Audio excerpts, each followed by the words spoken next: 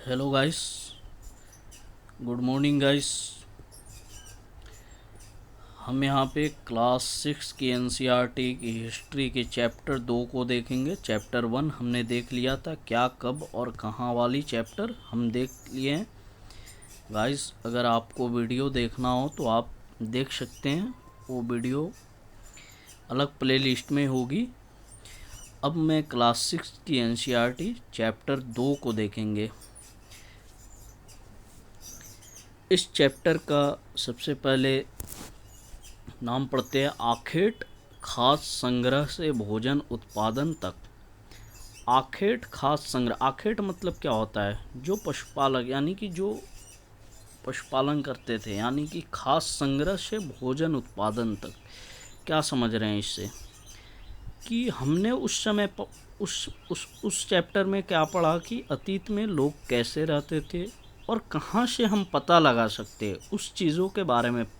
वहाँ में उस चैप्टर में हमने पढ़ा, लेकिन यहाँ पे हम पढ़ेंगे कि वो लोग कैसे खास को, यानी जो खाने पीने की चीज़ होती थी, वो कैसे एक जगह संग्रह करते थे और कैसे भोजन तक पहुँचते थे वो लोग। ठीक है गाइस, तो आइए हम देखते हैं आगे। तुषार की रेल यात्रा। तुषार अपने एक रिश्तेदार की शादी में दिल्ली से चेन्नई जा रहा था।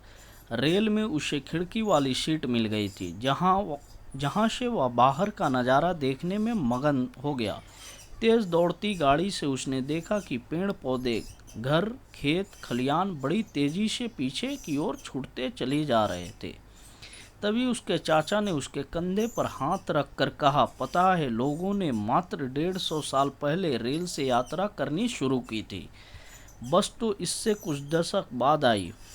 तुषार सोचने लगा कि जब लोगों के पास आने जाने के लिए तेज रफ्तार वाली सवारियां नहीं थी, तो क्या वे यात्रा यात्रा ही नहीं करते थे? क्या वे अपनी सारी जिंदगी एक ही जगह पर बिता दिया करते थे? नहीं, ऐसी बात नहीं थी। देखिएगा, हम जब किसी भी चैप्टर को पढ़ते हैं तो वहाँ पे एनसीईआरटी की ख़ास बात है कि आपको एक एग्ज़ाम्पल से आपको नोट करा दिया जाता है कि आपको क्या समझना है इसमें। तो यहाँ पे एक तुषार, एक लड़का है जो कि वो दिल्ली से चेन्नई की यात्रा करता है, जिसको ट्रेन में यात्रा करता है और उसको सीट मिल जाती है खिड़की की तरफ, और वो देखते जाता है। उसके मन में ये आती है कि ये रेल जो चल रही है, ये रेल कितने सालों से चल रही है। तो उसके जो साथ में थे, उसके चाचा कंधे पे हाथ रखकर कहा कि मात्र 150 साल पहले रेल से यात्री करना शुरू हुई है। बस तो इसे कुछ दशक बाद आई है। तुषार ने क्या किया, सोचने लगा कि आखिर मतलब पहले लोग क्या करते थे? क्या एक ही जगह रहते थे या वो भी ट्रेवल करते थे, एक जगह से दूसरे जगह जाते थे? और जाते थे तो कैसे जाते थे? जाहिर सी बात है। तो यहाँ पे क्या हो रहा है, व्हाट, यानी क्वेश्चन एराइज हो रहा है। अब इसके थ्रू हम इस थीम पकड़ लिए इस चैप्टर का, और उसको हम आगे की तरफ कंटिन्यू करते हैं। आरंभिक मानव, यानी कि शुरुआत में मानव, आखिर वे इधर उधर क्यों घूमते थे? इधर उधर क्यों घूमते थे? जो शुरुआत यानी इनिशियल जो ह्यूमन था, वो इधर उधर क्यों घूमते थे? हम उन लोगों के बारे में जानते हैं जो इस उपमहाद्वीप में 20 लाख साल पहले रहा करते थे। आज हम उन्हें आखेटक खास संग्राहक के नाम से जानते हैं। भोजन का इंतजाम करने की विधि के आधार पर उन्हें इस नाम से पुकारा जाता है। आमतौर पर खाने के लिए वे जंगली जानवरों का शिकार करते थे, मछलियाँ और चिड़िया पकड़ते थे, फल, मूल, दाने, पौधे, पत्तियों, अंडे इकट्ठे किया करते थे। आखेटक खास संग्राहक समुदाय के लोग एक जगह से दूसरे जगह पर घूमते रहते थे। ऐसा करने के कई कारण थे। तो आखेटक जो थे, वो खास संग्राहक समुदाय के लोग एक जगह से दूसरी जगह पर घूमते रहते थे। ऐसा करने के कई कारण थे। देखिएगा, आप जब जब आखेटक वर्ड आ रहा होगा तो आपको समझ में नहीं आ रही होगी आखेटक क्या है। तो इसको हंटर बोलते हैं, जो जो क्या करते थे, मारते थे पशुओं को और वो उस चीज़ को खाते थे उस समय में। पहला कारण यह कि अगर वे एक ही जगह पर ज़्यादा दिनों तक रहते तो आसपास के पौधे, फलों और जानवरों को खाकर समाप्त कर देते थे, इसलिए और भोजन की तलाश में इन्हें दूसरी जगहों पर जाना पड़ता था। तो पहला कारण यह है कि वो लोग क्या करते थे, एक जगह से दूसरी जगह ट्रेवल इसलिए करते थे, जाते थे इसलिए क्योंकि एक जगह ज़्यादा दिन तक रहेंगे तो वहाँ के जानवर को समाप्त कर सकते हैं, वहाँ के पेड़ पौधे ख़त्म हो जाएंगे, इसलिए वो क्या करते थे, भोजन के तलाश में एक जगह से दूसरे जगह जाते थे। दूसरा कारण यह है कि जानवर अपने शिकार के लिए या फिर हिरन और मवेशी अपने चारा ढूंढने के लिए एक जगह से दूसरी जगह जाया करते थे,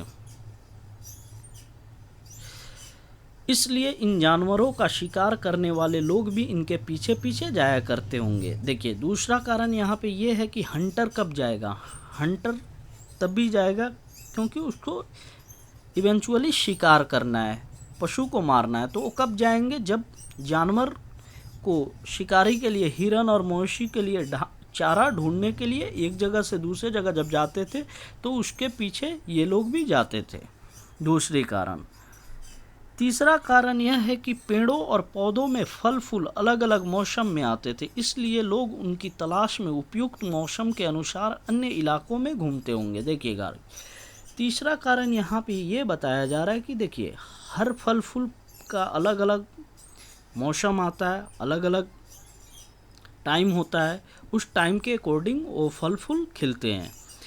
अगर सपोज मान लीजिए कि एक सीजन आम का है और यहाँ पे आम फड़ रही है तो आम हो रही है तो यहाँ पे रहेंगे, दूसरी सीज़न में कहीं दूसरे जगह चले गए, वहाँ पे कुछ और ऑरेंज लग रहा हो, इस तरीके से मतलब वो एक जगह से दूसरे जगह जाते थे क्योंकि उनको क्या हो सके, उनको फल फूल मिल सके और मौसम के अकॉर्डिंग जहाँ पे जौन सी फल फूल उग रहे हैं।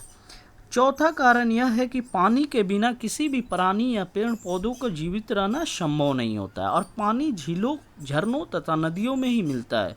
देखिए चौथा कारण यह है कि पानी के बिना ये सच है कि कोई पेड़ पौधा या प्राणी जिंदा नहीं रह सकता है और पानी उस समय झीलों या झरना और नदियाँ में ही मिलता था। यद्यपि कई नदियों और झीलों का पानी कभी नहीं सूखता, कुछ झीलों और नदियों में पानी बारिश के बाद ही मिल पाता, इसलिए ऐसी झीलों और नदियों के किनारे बसे लोगों को सूखे मौसम में पानी की तलाश में इधर उधर जाना पड़ता था। चौथा कारण ये हो गया कि देखिए पानी के लिए ये लोग क्या करते थे, एक जगह से दूसरे जगह जाते थे, जहाँ भी रहते थे तो वो कहाँ से पानी लेंगे, नदियाँ या झील से, और नदियाँ या झील कभी ना कभी ये सूख जाती थी।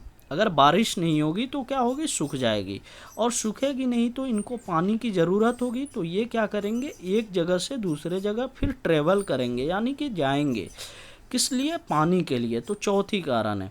तो हमने क्या जाना कि आरंभिक जीवन जो थी ह्यूमन की, इसमें सवाल आया था कि आरंभिक जीवन जो थी ह्यूमन की वो क्यों इधर उधर करते थे, तो इसके बारे में हमने जाना कि जो हंटर गैदर थे वो कैसे एक जगह से दूसरे जगह जाते थे और क्यों जाते थे। पहला कारण हमने जाना था कि वो एक जगह ज़्यादा दिनों तक नहीं रहते थे क्योंकि वहाँ की जानवर या तो समाप्त हो जाएगा अगर हंटिंग करेंगे तो, या जो भी फल फ्रूट्स लेते हैं वो पेड़ पौधे ख़त्म हो जाएंगे। दूसरा कारण यह था कि जो मवेशी चढ़ाते थे उनके पीछे पीछे ये लोग क्या करते थे, एक जगह से दूसरे जगह ट्रेवल कर जाते थे। तीसरी कारण इसमें यह बताया कि पौधे और फल फूल की अलग अलग मौसम होता है और अलग अलग टाइम होता है, उस टाइम पे वो पेड़ पौधे के तरफ वो लोग क्या करते थे, चले जाते थे सीजन के अकॉर्डिंग।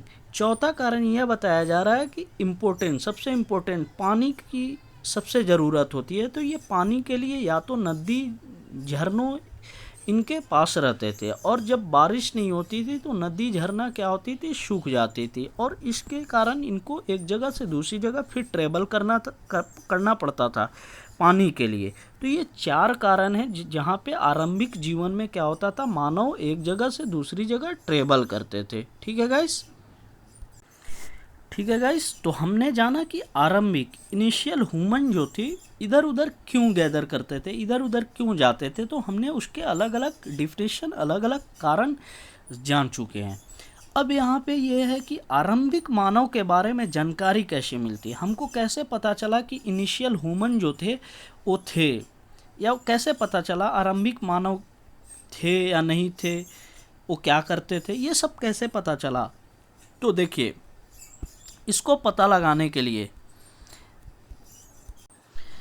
तो आरंभिक मानव के बारे में जानकारी कैसे मिलती है, हम ये पढ़ रहे थे। तो देखिए पुरातत्वविदों यानी आर्कियोलॉजिस्ट जो होते हैं उनके थ्रू, आर्कियोलॉजिस्ट यानी पुरातत्वविदों, सॉरी गाइस मैं इसको बोल नहीं पा रहा हूँ तो कोई दिक्कत नहीं है, मैं इसको इंग्लिश में भी बता दे रहा हूँ। आर्कियोलॉजिस्ट को कुछ ऐसे वस्तुएं मिली है जिसका निर्माण और उपयोग आखेटक खास संग्राहक किया करते थे। यह संभव है कि लोगों ने अपने काम के लिए पत्थरों, लकड़ियों और हड्डियों के औजार बनाए हो। इनमें से पत्थरों के औजार आज भी बचे हैं। देखिए आर्कियोलॉजिस्ट को कुछ वस्तुएं मिली है जिसका निर्माण क्या करते थे, जो हंटर गैदर लोग थे वो लोग क्या करते थे, पत्थर से वो क्या करते थे, बनाते थे, लकड़ियों पे बनाते थे और उससे क्या करते थे, हंटिंग करते थे। उसकी औजार आज भी बचे मिले हैं। तो इससे पता चला कि आरंभिक मानव थे और वो ऐसे क्या करते थे, अपने खास संग्रह किए करते थे। इनमें से कुछ औजारों का उपयोग फल फूल काटने, हड्डियाँ और मांस काटने तथा पेड़ों की छाल और जानवरों की खाल उतारने के लिए किया जाता था। इससे पता चला कि कुछ औजार इसमें ऐसी थी जिससे फल फूल ये काटते थे, हड्डियाँ और मांस काटने तथा पेड़ों की छाल और जानवर की खाल उतारने के लिए भी किया जाता था। कुछ के साथ हड्डियों या लकड़ियों के मुट्ठे लगाकर भाले और बाण जैसे हथियार बनाए जाते थे।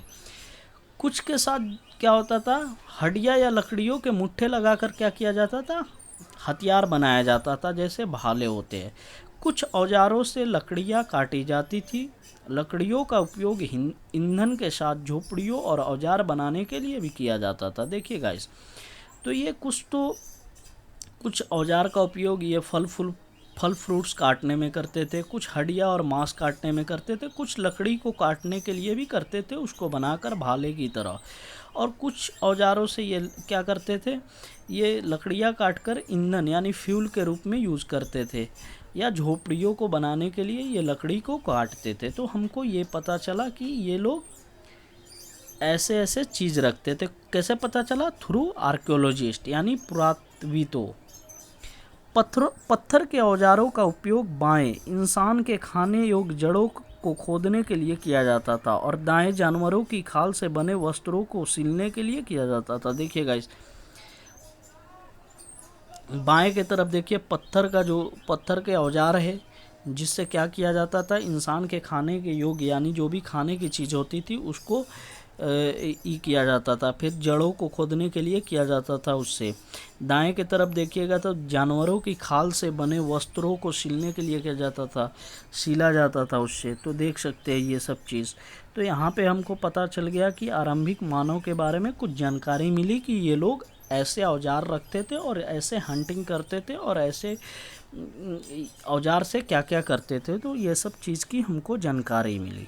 देखिए गाइस, सबसे पहले आपको पता होनी चाहिए कि हिस्ट्री पढ़ रहे हैं। हिस्ट्री मीन्स आप एंशिएंट हिस्ट्री पढ़ रहे हैं, प्राचीन काल हिस्ट्री पढ़ रहे हैं। तो हम हिस्ट्री कहाँ से शुरू हुई, क्या थे नहीं थे, वही चीज़ को हम पढ़ रहे हैं कि आखिर आरंभिक मानव जो थे वो लोग कैसे रहते थे, क्या करते थे। हमने फर्स्ट चैप्टर में पढ़ा था कि बहुत सारे मैन्यूस्क्रिप्ट होती थी, बहुत सारे हमारे पास इंस्क्रिप्शन होते थे, राजा रजवाड़े लिखवाते थे उस पर अपने प्रजा के लिए। तो उस तरीके से हमारे पास पहुंचता है कि हाँ ये चीज़ आर्कियोलॉजिस्ट होते हैं, वो खुदाई करते हैं, वो बहुत सारी लिटरेरी सोर्स मिलती है जिस पे लिखी हुई सोर्स, लिटरेरी मीन्स लिखी हुई सोर्स मिलती है, उससे पता लगती है कि हाँ मतलब प्राचीन काल में ऐसे लोग हुआ करते थे, ऐसे काम किया करते थे।